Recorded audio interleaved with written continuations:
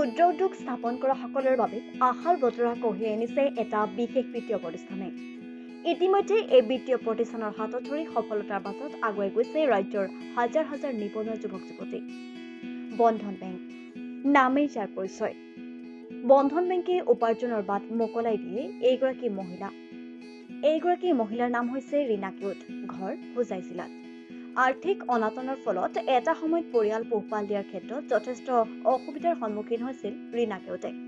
এবেলা খালে আনটো বেলাৰ বাবে চিন্তা কৰিবলগীয়া হৈছিল। ৰীনা কেওটৰ হাতত আছিল এটা বিশেষ গুণ। ৰীনা কেওটে চিলাইৰ কামত পাৰ্গত আছিল, যদিও ধনৰ অভাৱত নিজৰ হাতত থকা গুণটো ব্যৱহাৰ কৰি উপাৰ্জনৰ বাট মোকলাই নিব পৰা নাছিল। কিন্তু কিছু বছৰ পূৰ্বে বন্ধন বেংকৰ বিষয়ে জানিবলৈ পাই ৰীনা কেওটে বন্ধন বেংকৰ পৰা ঋণ লৈ নিজৰ হাতত থকা গুণক সঠিকভাৱে ব্যৱহাৰ কৰি স্বাৱলম্বী হোৱাৰ সিদ্ধান্ত লয়। পৰিকল্পনা অনুসৰি ৰীনা কেওটে বন্ধন বেংকৰ কাষ চাপে আৰু অতি সহজে বন্ধন বেংকৰ পৰা ঋণ লাভ কৰি আৰম্ভ কৰে বজাৰ কৰা বেগ নিৰ্মাণ কৰা এই সৰু উদ্যোগটো।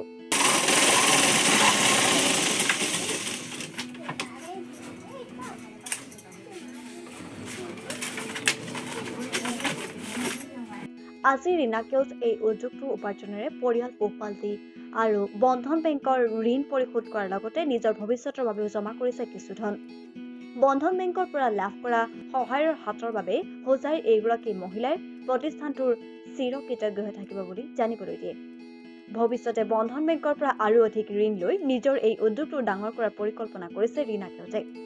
ৰীনা কেওটে আন আৰ্থিকভাৱে দুৰ্বল লোকসকলকো বন্ধন বেংকৰ পৰা ঋণ লৈ নিজাকৈ কিবা এটা কৰিবলৈ আহ্বান জনাইছে।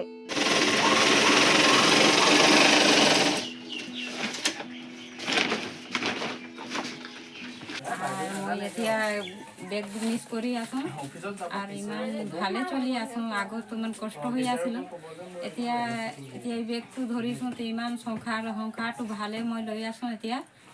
আৰু এতিয়া পইচা পাতি চবেই মানে ঠিকে চলি আছে, কিন্তু এতিয়াতো আৰু ভাবি আছোঁ যে বন্ধন বেংক পৰা মই কৈছোঁ কেইটা মানুহকেইটা মই লোনটো ল'ব, ভালে আছে ঠিকে আছে লৈ লোৱা, এতিয়া ভালে চলি আছোঁ। আৰু দুটা মানুহ কৈছোঁ এইটোও ভালে চলি আছে, এতিয়াতো এই কাৰবাৰ কৰি আছোঁ ছাৰ। আৰু বন্ধন বেংকটো ভাল, মানুহকেইটাকৈ আগে খাৰাপ, এতিয়াতো মোৰ লগত ভালেই চলি আছে, চবেই ভাল চলি আছে। আমাৰ বস্তিকেইটা লৈছে বহুত মানুহ, এইটো লৈ পেলাই চবেই মানে বিজনেছ কৰি আছে আৰু সুন্দৰ কৰি চলাই আছে গোটটো। এতিয়া বন্ধন পৰা মই গৈছোঁ, বেংকটো মই পইচাটো ভালে পাইছোঁ, আগতো পোৱা নাই, সুবিধা হৈ আছে সেইকাৰণে। এতিয়াতো মানে 7 বাৰ হৈ গ'ল লৈ আছোঁ মই বন্ধন বেংক পৰা, আৰু এতিয়া ভালে চলি আছে।